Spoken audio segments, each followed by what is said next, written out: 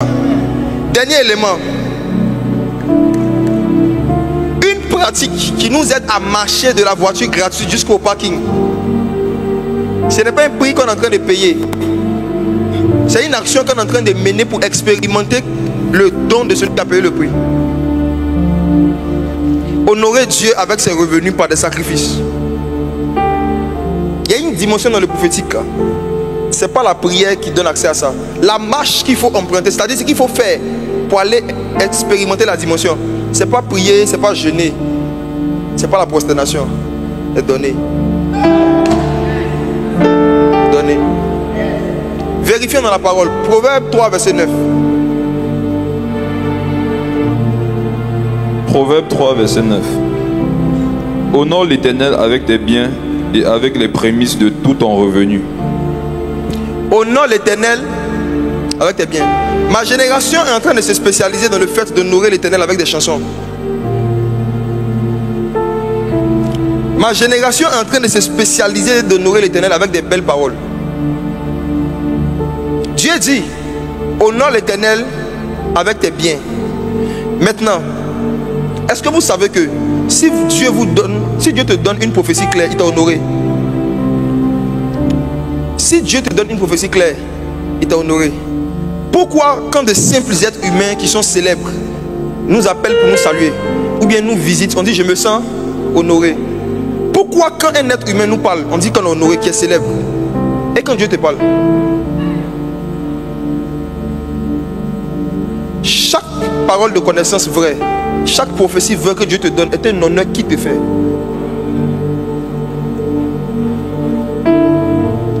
Maintenant, est-ce que toi tu peux compter le nombre de prophéties que tu as donné à Dieu? Que Dieu t'a donné, pardon? Non. Certains ici peuvent compter parce que ce n'est pas régulier. Vous savez pourquoi vous arrivez? Il y en a ici, ils peuvent compter le nombre de fois où ils ont prophétisé avec exactitude. C'est parce que ça ne leur arrive pas souvent. C'est pourquoi ça ne leur arrive pas souvent? Parce qu'ils ont l'habitude de donner à Dieu en comptant. Je vais vous montrer quelque chose. Je vais vous montrer quelque chose. Prenez 1 Samuel. 1 Samuel. De toute façon, vous calculez avant de donner à Dieu. C'est comme ça que Dieu calcule avant de vous parler. 1 Samuel 2, verset 30. 1 Samuel 2, 30.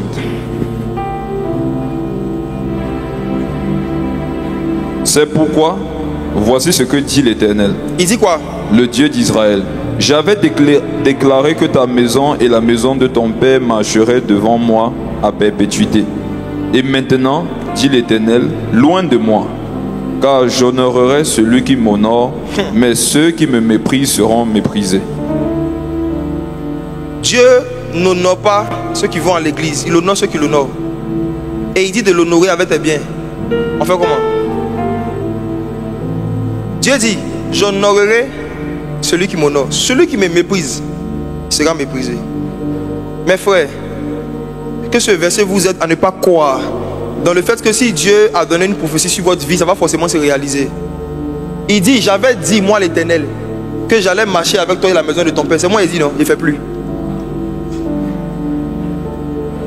L'avarice fait annuler certaines prophéties qui sont sur ta vie.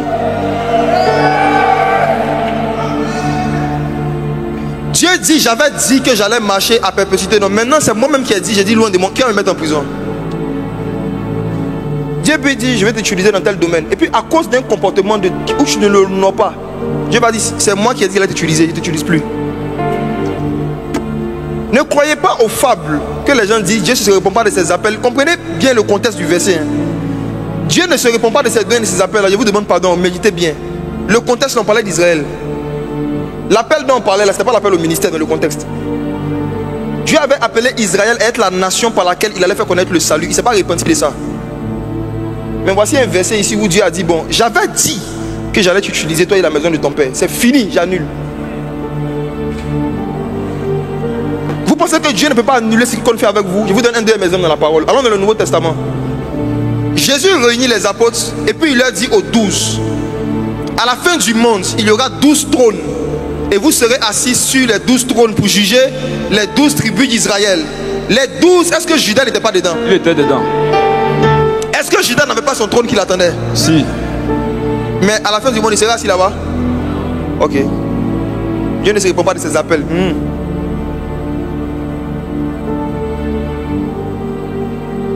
Le contexte de ce verset, comme j'ai dit, relisez bien dans Romains.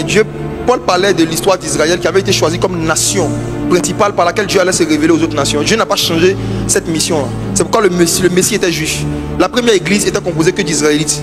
Malgré ce qu'ils ont fait, c'est pas eux que Dieu est passé pour faire connaître l'évangile, car Dieu ne se répond pas de ses appels. Mais vous allez voir que les gens qui avaient reçu la promesse là, ce n'est pas eux qui sont rentrés dans la promesse. Moïse, c'est à lui qu'on a dit tu vas rentrer à Canaan. Il est rentré. Si Dieu a fait ça à Moïse, et toi? Celui même qui a dit à Israël allons à Canaan, il n'est pas rentré à Canaan. Donc ne pense pas que tu vas rentrer dans toutes les prophéties qui sont sur ta vie indépendamment de ton comportement. Et l'un des comportements qui pousse Dieu à mépriser quelque chose qu'il voulait faire avec quelqu'un, c'est le déshonneur. C'est le déshonneur. C'est le déshonneur qui éteigne les réveils. Le déshonneur. Dieu dit j'honore ceux qui m'honorent. Or, l'une des façons dont Dieu honore quelqu'un, c'est que lui, en tant que roi des rois, il te parle à toi la poussière. Quel honneur! Si le Dieu de gloire parle clairement à une créature misérable comme nous, quel honneur! Il ne fait pas ça à ceux qui le veulent, il fait ça pour ceux qui l'honorent. Donc, l'une des façons de se mettre sur un chemin où Dieu va nous honorer en nous parlant clairement, c'est de l'honorer avec nos revenus. Je vais vous dire 3 vérités profondes sur l'avarice. Jésus dit, gardez-vous avec soin de toute espèce d'avarice, car la vie d'un homme ne dépend pas de ses biens, quoi qu'il fût dans l'abondance. Quand vous lisez Deutéronome chapitre 12, verset 11 à 12, on va lire ça rapidement. La Bible liste là-bas les 5 types de dons qu'un homme peut faire à un esprit. Deutéronome 11. Verset pas très. Deutéronome 12 à partir du verset 11. Deutéronome 12 à partir du verset 11. Juste le verset 11, mais lisons. Alors Aaron dit à Moïse, de grâce mon Seigneur, ne nous fais pas porter... Deutéronome chapitre 12 verset 11. Alors Aaron... Deutéronome, excusez-moi, j'étais dans Nombre. Deutéronome 12, alors il y aura un lieu que l'Éternel, votre Dieu, choisira pour y faire résider son nom. Oui. C'est là que vous présenterez tout ce que je vous ordonne. Regardez, ce verset résume toutes les formes de dons qu'un humain peut faire à la divinité. Premier, c'est quoi? Vos holocaustes. Deuxième, vos sacrifices. Troisième, vos dîmes. Quatrième, vos prémices. Cinquième, vos offrandes. C'est quoi le chiffre de la grâce? Il y a combien de types de dons ici? 5. Maintenant, regardez-moi. Dans le verset, est-ce que la Bible ne fait pas la différence entre les offrandes et les sacrifices? Si. Est-ce que toi tu fais la différence quand tu donnes? Est-ce que toi, quand tu donnes à Dieu, tu sais à quel moment là, je suis en train de donner une dîme, là, je donne une offrande, là, c'est un sacrifice? Est-ce que tu sais? Là, tu donnes seulement. Non, si je veux devenir prophétique, il ne faut pas frapper comme battant l'air. Il faut faire les choses avec connaissance.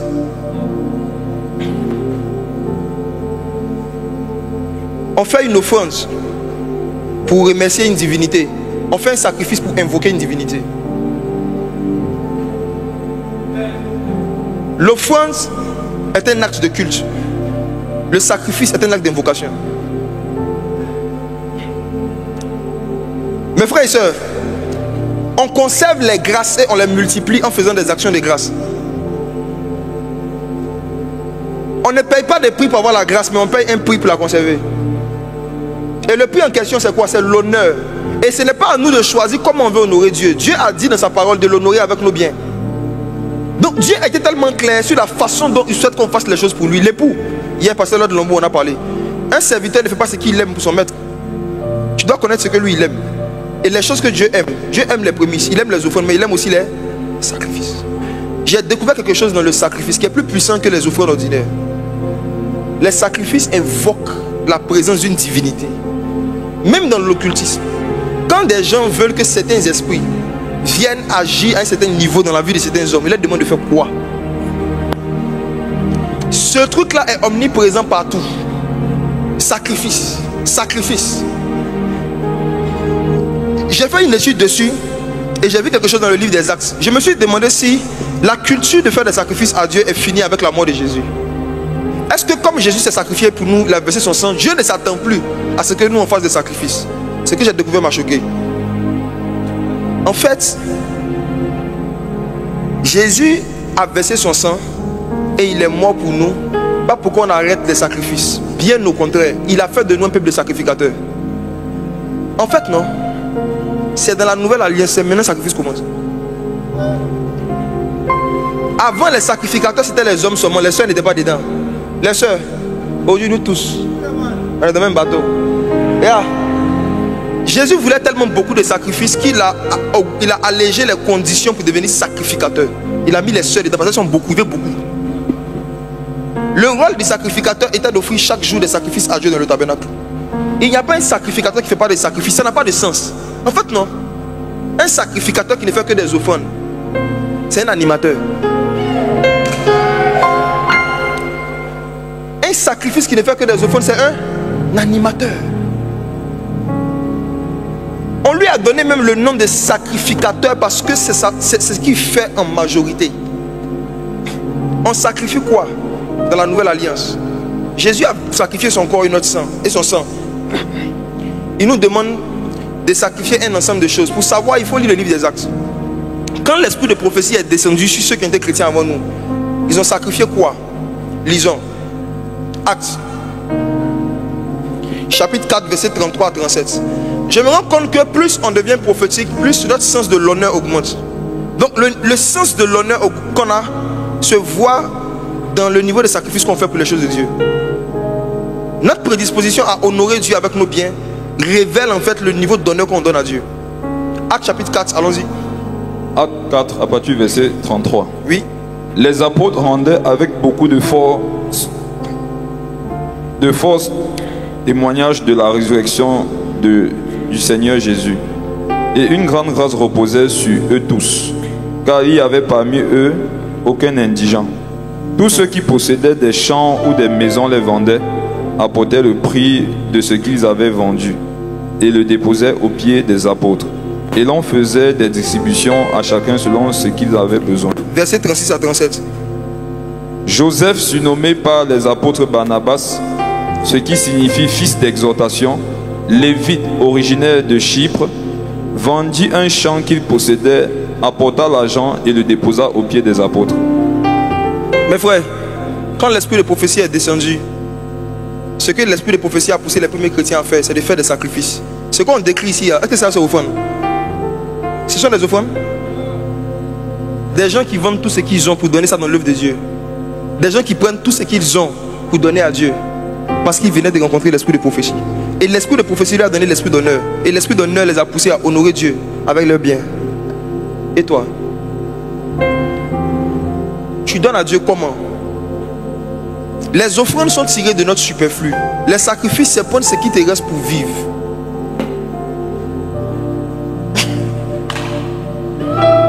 Les offrandes là, on les fait chaque semaine. Mais un sacrifice, on ne peut pas le faire chaque semaine. Parce que ça coûte. Mais on ne peut pas aussi faire un an sans le faire. Sinon ça va te coûter aussi. La culture de prendre ses biens pour honorer Dieu, pour investir dans l'œuvre de Dieu, en train de sortir de l'église dans une génération qui aspire au prophétique. Vous pensez que les deux sont dissociés? Ce n'est pas dissocié. Dieu dit j'honore ceux qui m'honorent. Si tu veux que Dieu t'honore en te parlant clairement, honore-le avec tes biens, de façon sérieuse. Comment? Par des sacrifices. Jésus a félicité une veuve pour un sacrifice qu'elle a fait. Beaucoup de gens venaient faire des offrandes. Et il y a une qui a donné tout ce qui lui restait pour vivre. Jésus dit, elle a donné plus que tous. Donc tu vois que ce n'est pas le montant, c'est le pourcentage. Je vais aller loin. Les gens sous la loi ne pouvaient pas prophétiser parce qu'ils ne payaient que la dîme. Si vous regardez les rois et les prophètes, ils avaient l'habitude, l'expression qui revient c'est et Abraham bâtit un hôtel, et Noé bâtit un hôtel, et tel bâtit un hôtel, et tel bâtit un hôtel. Vous avez voir que les hommes prophétiques étaient des hommes qui avaient l'habitude de faire des sacrifices à Dieu que le reste du peuple ne faisait pas. Ils avaient une culture du sacrifice. On ne peut pas tromper Jésus. Il dit là où est ton trésor, là sera ton cœur. On ne peut pas donner son cœur à Jésus sans donner son compte à Jésus. Je ne crois pas en ça. Il y en a ici, c'est votre pied que vous avez donné à Jésus. Mais vous avez attrapé la partie du pantalon dans la poche. Amen. Quand tu es en train de vivre des choses que tu n'as jamais vécues et que tu veux que Dieu te visite d'une façon dont tu n'as jamais visité, fais un sacrifice que tu n'as jamais fait. Je vais vous montrer un verset que j'ai pratiqué et ça marche. Il y a certaines situations, il y a certains problèmes qui vont vous arriver dans la vie. vous n'allez pas trouver de solution. La seule chose qui va vous faire échapper, c'est de faire un sacrifice à Dieu. Somme. Dieu établit le sacrifice comme un moyen d'échapper à certaines calamités, même à certains complots. Regardez Psaume 107, versets 19 à 22. Psaume 107, 19 à 22. Samuel, c'est qu'il te dit, ça marche. Ça marche. Ça marche. Emmanuel, ça marche. Nous qui sommes si méchants, on s'est donné de bonnes choses à nos enfants. Vous êtes mes enfants, pas vous donner des choses qui ne sont pas bonnes. Ça marche. Je suis sorti de certaines situations en faisant des sacrifices. Ça marche. Allons-y. Dans leur détresse, ils criaient à l'Éternel. Dans leur détresse, ils criaient à l'Éternel. Et il les délivra de leurs angoisses. Ok. Il envoya sa parole et les guérit. Oui. Il les fit échapper de la fosse. Quand Dieu les fait échapper ensuite, Qu'il loue l'Éternel pour sa bonté qui l'Éternel pour sa bonté. et pour ses merveilles en faveur des fils de l'homme. Oui. Qu'ils offrent des sacrifices d'action de grâce et qu'il publie ses œuvres avec des cris de joie. Dieu dit, quand il fait quelque chose pour toi, il y a trois choses que tu dois faire. Tu dois le louer, tu dois faire un sacrifice, et puis tu dois publier ce qu'il a fait. Vous là, vous louez, vous publiez. Maintenant c'est le sacrifice là. C'est là que beaucoup échouent. Pourquoi il parle d'un malheur qui est arrivé, que Dieu les a fait échapper? Et puis après ça, il dit que, après ce malheur là, qu'il loue Dieu, qu'il fasse des sacrifices. Et puis après maintenant, il n'a qu'à publier. Quand Job voyait que ses enfants partaient s'amuser et que ses enfants revenaient, Job faisait quoi? Malgré que les enfants de Job même ne vivaient pas bien, Satan n'arrivait pas à les toucher. Dieu n'a pas dit, as-tu vu mon serviteur Job et sa famille sont intègres? C'est Job seul qui était intègre. Tous ses enfants faisaient payer à chaque jour. Satan rôde, mais il n'arrive pas à les toucher parce que la Bible dit, il faut sortir le verset. Quand il finissait, Job faisait des sacrifices. Il faisait des offrandes à Dieu qui lui coûtaient quelque chose.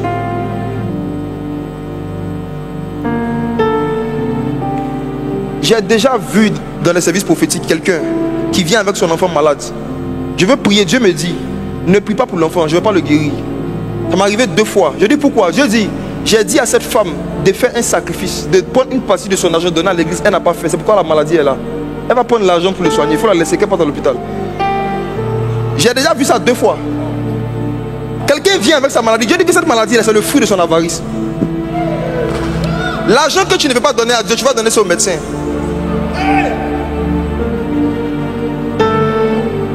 La vérité, c'est qu'un sacrifice d'action de grâce va te coûter toujours moins cher qu'une opération.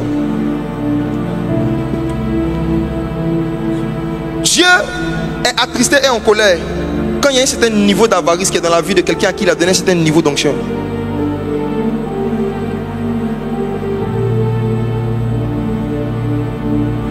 Il n'y a aucun ministère qui prospère par les offrandes. Il n'y a aucun ministère qui arrive à gérer ses charges par les offrandes. Cette semaine-là, le programme qu'on est en train de faire, le budget c'est plus de 58 millions. Ce que toi tu as donné là, c'est combien de pourcents dedans? Donc il faut comprendre que si on arrive à faire là, ce ne sont pas les offrandes uniquement qui arrivent à soutenir, ce sont les sacrifices de certaines personnes. Il n'y a aucun mouvement de réveil qui s'amplifie par le sacrifice de Jésus seul. Jésus s'est sacrifié, il a versé son sang pour donner l'onction, pour donner les dons. Maintenant, pour que ces dons, cette onction-là se répandent, il faut que ses disciples se sacrifient. Et quand vous lisez le livre des Actes, c'est par le sacrifice que les premiers disciples ont fait que l'église de Jérusalem est montée.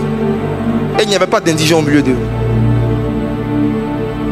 La culture du sacrifice est en train de quitter de l'église. Les gens donnent en cachant, ils donnent un peu, ils donnent comme les hommes riches. Vous n'êtes même pas encore riches, vous donnez comme les riches. Jésus dit aux disciples, vous voyez cette femme, eux ils ont fait une offrande, elle a donné sa vie. Elle a donné ce qui lui restait pour vivre. Parce qu'elle sait que l'homme ne vivra pas de pain seulement. J'aimerais dire à quelqu'un ici qui a des montants sur des comptes bloqués, ne demande pas à Dieu de débloquer un nouveau niveau du prophétique pour toi. Si Dieu te dit de donner quelque chose que tu as caché, de l'argent que tu as caché quelque part, et que tu ne le fais pas, n'exige pas à Dieu de te donner quelque chose qui a de la valeur quand toi-même tu caches ce que tu as qui a de plus de valeur. N'essayez pas d'escroquer le Saint-Esprit. Quand Dieu nous dit de pouvoir faire des sacrifices avec nos biens, pour l'honorer avec nos biens, c'est pour pouvoir nous délivrer de la cupidité. L'amour de l'argent est la racine de tous les maux. Si les membres du collectif de Foi en Christ, on faisait beaucoup de calculs que beaucoup de gens ont l'habitude de faire, on n'allait pas pouvoir organiser gratuitement ce genre de programme. Que Dieu bénisse tous ceux et celles qui ont fait des sacrifices pour qu'on puisse organiser ces programmes. À vous qui savez que vous n'avez pas encore fait des sacrifices, vous avez juste fait des dons. S'il vous plaît, répentez-vous. Ne développez pas l'habitude de bénéficier seulement du sacrifice des autres et de vouloir que Dieu vous donne son maximum. Dieu connaît les moyens, les trésors de chacun. Et Dieu dit, là où est ton trésor, là sera ton cœur. Qui veut donner son cœur à Dieu? Son cœur. Son cœur. Le Saint-Esprit est redoutable. Il y a un jeune homme riche qui a vu Jésus. Il n'entendait jamais Jésus parler de la dîme. C'était un homme avare. Il s'est dit, comme ce gars ne parle jamais de la dîme, je vais devenir son disciple pour économiser. Il dit, oh Seigneur Jésus, mon amour, je t'aime de tout mon cœur. L'époux, voici l'époux. Alors on s'en rend compte. Il a rencontré l'époux. L'époux dit, ça va? Il dit oui. Il dit, tu veux quoi? Il dit, Seigneur, que dois-je faire pour avoir la vie éternelle? Jésus dit, pratique tous les commandements qui sont dans la loi, suis-moi. Il dit, Seigneur, depuis que je suis petit, je pratique tout. Donc il pratiquait les commandements, mais il savait qu'il n'avait pas la vie éternelle. Sa réponse montre qu'on n'est pas sauvé par les œuvres. Malgré qu'il pratiquait les commandements, il savait qu'il n'était pas sauvé. Jésus dit, vends tout ce que tu as. Tu as fui 10%. Bienvenue dans le royaume du 100%. Vends tout. Il faut donner aux pauvres, suis-moi. Tu auras un trésor dans le ciel. Là, regardez le visage de Jésus. Et toi et puis tes compagnons du ciel, allez au ciel. Nous, on va gérer Israël ici. Moïse est mieux. Mes frères et sœurs, l'histoire de ce jeune homme riche est l'histoire de beaucoup d'entre nous. On a approché Jésus dans la prière. On a approché Jésus dans le jeûne. On a approché Jésus par la prosternation. On dit, Seigneur, que dois-je faire pour accéder à un nouveau niveau du prophétique? Il dit, donne tout ce que tu as. On dit, c'est bon, il a fait intercession. Intercession. Je dis, Seigneur Jésus, c'est bon. Côtoyer en dehors des caméras, en dehors de l'église, les gens qui excellent dans le prophétique, ce qu'ils ont en commun, c'est des gens qui donnent beaucoup. Je termine avec une histoire que vous connaissez, Corneille, et nous allons prier. Corneille était un païen, mais la Bible dit qu'il faisait beaucoup de dons, beaucoup de monde. Un jour, pendant qu'il priait, il jeûnait et il faisait l'aumône. Il priait toujours en se prosternant, c'était la culture. Tout ce que j'ai expliqué là, Corneille faisait tout. Sacrifice, prière, jeûne. Conséquence, un jour, un ange lui apparut dans une vision claire. La Bible dit que la vision était claire. Et l'ange lui dit, Corneille, tes dons et tes prières sont montés devant Dieu. Les anges descendent là où on fait monter des sacrifices.